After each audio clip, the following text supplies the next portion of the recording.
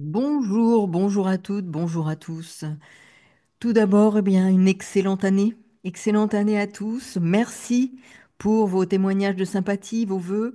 Et à mon tour, je vous souhaite une belle santé, bien des joies, des partages et effectivement la santé pour mener à bien tout ce qui vous tient à cœur. Alors à cœur, nous voilà avec Vénus qui va demain faire son entrée dans le signe des poissons, signe dans lequel elle est en exaltation. Donc, nous avons une Vénus, comme vous le voyez ici, qui fait son entrée en poisson. Donc là, c'est la carte du ciel de cette entrée qui va être euh, une, une indication sur ce que peut nous proposer cette Vénus et ce transit de Vénus dans le signe des poissons. Donc ici, Vénus, qui est en exaltation, euh, régie donc par Neptune, puisqu'elle est en poisson, et Neptune est aussi en poisson. Et elle va aussi retrouver Saturne, qui est l'autre maître de la balance. Et Vénus est aussi la planète maîtresse de la balance et du taureau. Et nous avons donc en poisson Vénus, Saturne, donc je répète, autre planète maîtresse de la balance, et Neptune, planète maîtresse du signe des poissons. Alors Vénus parle ici de réceptivité, de grande sensibilité. Elle est en quelque sorte une véritable éponge. Il est question ici des échanges, de nos relations, de l'équilibre à trouver dans ces relations. Alors si j'évoque l'équilibre, c'est que Saturne est aussi en poisson. Saturne, Vénus en poisson, la réceptivité, le tri émotionnel, le tri dans nos relations, mais surtout le tri dans ce que nous croyons quant à notre propre valeur, la propre valeur, la valeur que nous nous accordons. Et je vais y revenir parce que c'est essentiel dans ce que va nous proposer ce transit de Vénus dans le signe des poissons. Il parle d'équilibre et de rééquilibrage. Elle sera donc Vénus en poisson tout le mois de janvier jusqu'au 4 février exactement, date d'ailleurs à laquelle Jupiter, la planète Jupiter, repartira en phase directe. Vous voyez ici, Jupiter est rétrograde, elle reprendra sa marche directe aussi à cette même date.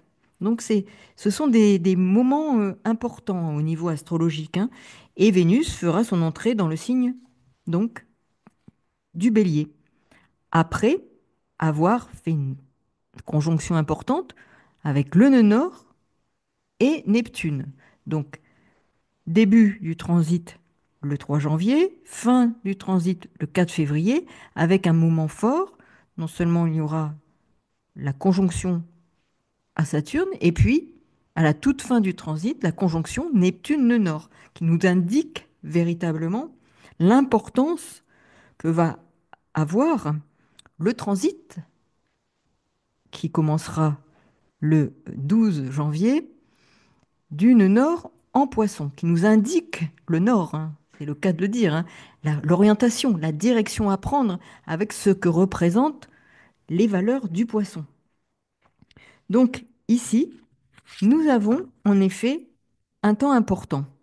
Alors, vous allez voir combien c'est important, notamment, c'est que dès son entrée, qui marque, je dirais, la carte d'identité astrale de ce transit et de l'importance qu'il va pouvoir prendre, c'est que Vénus forme un quinconce, donc 150 degrés, avec Mars. Et un autre quinconce avec le nœud sud. Alors ici, vous avez le nœud nord.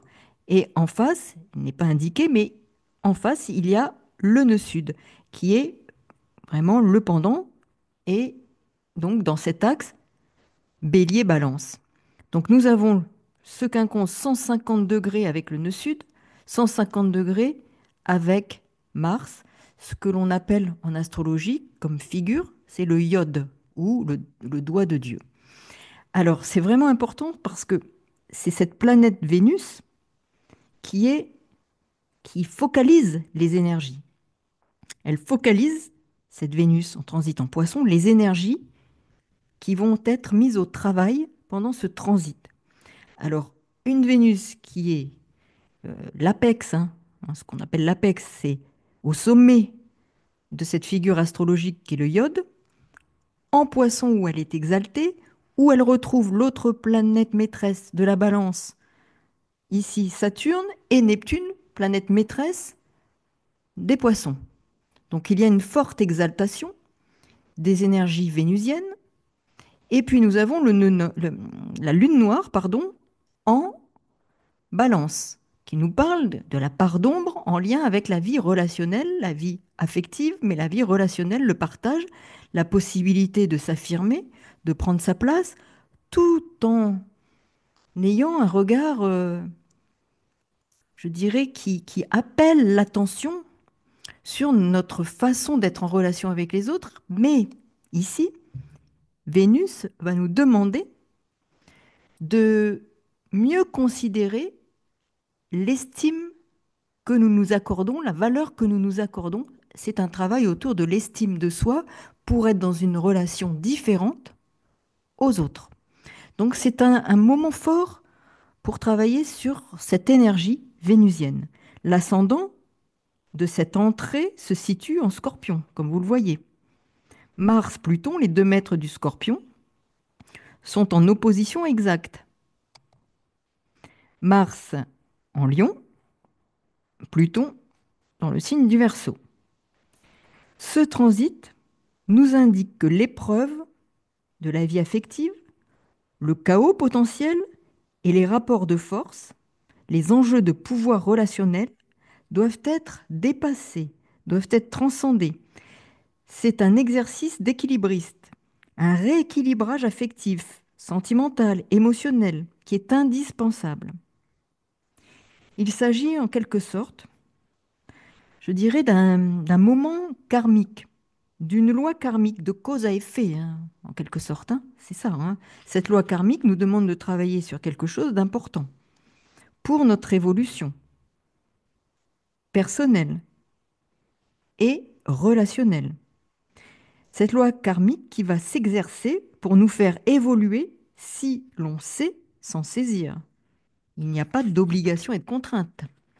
Il y a un élément qui est important à prendre en compte, des énergies dont on peut se saisir, qui vont se manifester davantage. Il nous est demandé de prendre conscience.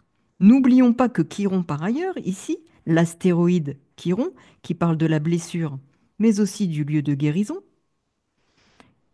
est en bélier. Le maître du bélier, c'est Mars. Mars est en lion. On est vraiment sur je suis, comment comment je me comporte dans ma relation aux autres, quelle place je prends, et quel est le regard que je porte sur moi dans la relation aux autres, qui va être déterminant pour rééquilibrer là les relations que j'entretiens avec les autres. Il y a vraiment un regard à porter spécifiquement sur cette dimension. Donc ici, il sera davantage question de réfléchir à comment nous nous estimons, comment nous nous apprécions, quelle valeur nous nous accordons, sans prétention, hein, mais comme une nécessité pour rétablir un équilibre dans les relations.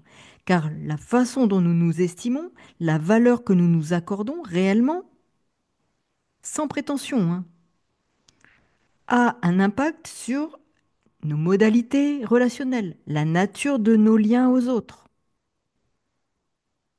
Ces relations, donc, seront sur ce temps-là, je dirais, possiblement à réinterroger sous l'angle des enjeux ou des luttes de pouvoir.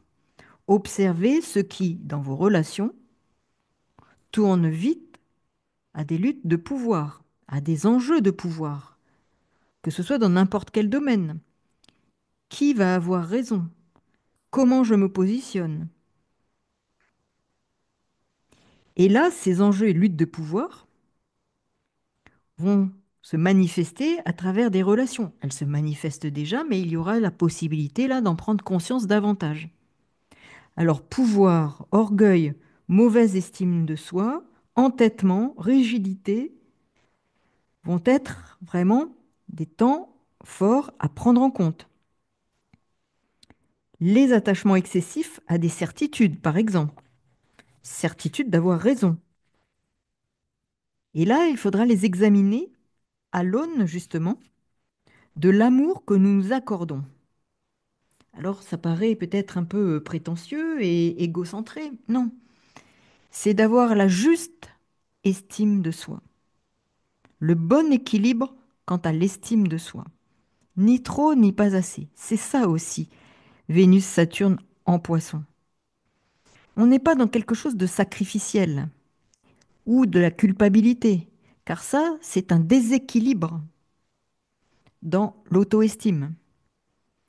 Ici, il est bien question, je le répète, d'examiner ces situations à l'aune de l'amour que nous nous accordons, de la valeur que nous nous accordons. Et ça a un impact sur les relations aux autres et avec un effet incontestable. Cette démarche peut favoriser le lâcher-prise, l'abandon et une attitude bienveillante.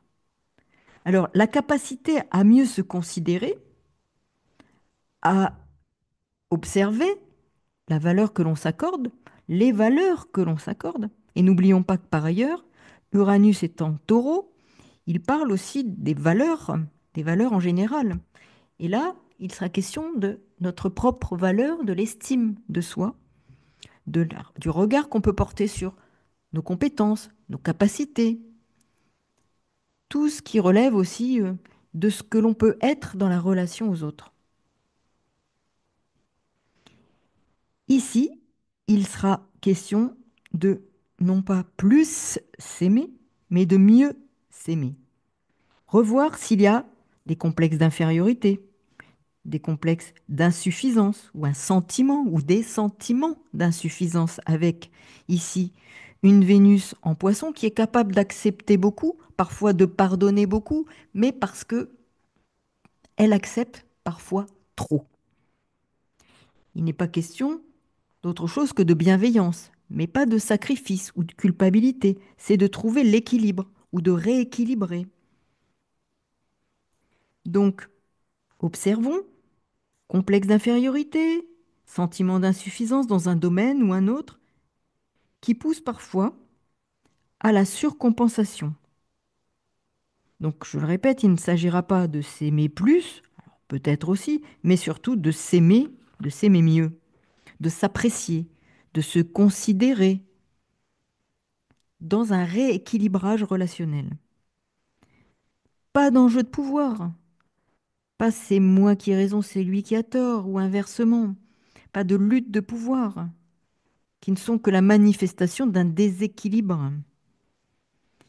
Il y a ici l'opportunité d'une réévaluation pour accéder à un degré d'auto-estime fondé sur plus de bienveillance vis-à-vis de soi. Non pas de complaisance, mais bienveillance. Il ne s'agit pas d'être dans la complaisance vis-à-vis de soi, mais dans une bienveillance pour un rééquilibrage. Et l'objectif, c'est un rééquilibrage des relations, parce qu'il est bien question de ça. Et que vous verrez autour de vous, si vous prenez ce temps, vous verrez qu'il y a un déséquilibre dans les relations qui vous permettra là d'être mis au travail. Si l'autre n'avance pas, je dirais presque peu importe, mais si vous, vous cheminez, il est fort possible, et c'est vraiment très probable, qu'il y ait un écho en face, puisque l'autre n'est que le miroir de nous-mêmes. Pas d'attitude sacrificielle, qui est l'illustration d'une mauvaise estime de soi. Pas un sentiment de culpabilité, qui relève aussi d'une mauvaise estime de sa propre valeur et de la valeur de ce que l'on est ou de ce que l'on fait ou de ce que l'on propose, qui n'est qu'une extension de ce que nous sommes. Avoir un regard différent sur soi, sur sa propre valeur, sur ses valeurs, sans orgueil, sans prétention, un rééquilibrage. Développer une attitude de pardon vis-à-vis de soi-même, vis-à-vis de l'autre, sans sacrifice, sans culpabilité, je le répète. C'est l'ouverture du cœur. Développer plus de générosité sera aussi une façon de s'ouvrir à l'autre et au partage. Donc vous voyez que cette Vénus en poisson nous propose des outils de transformation et c'est un temps dont on peut se saisir, surtout en ce début d'année, qui est vraiment très favorable à notre évolution et à notre relation aux autres. À très bientôt. Merci pour tous vos échanges, vos partages. Si vous souhaitez en savoir plus vous concernant, eh bien, vous avez dans la barre de description l'adresse où me joindre, me contacter. Je vous souhaite encore une très belle année, un très beau début d'année, et puis à très bientôt pour de nouvelles aventures astrales. Au revoir.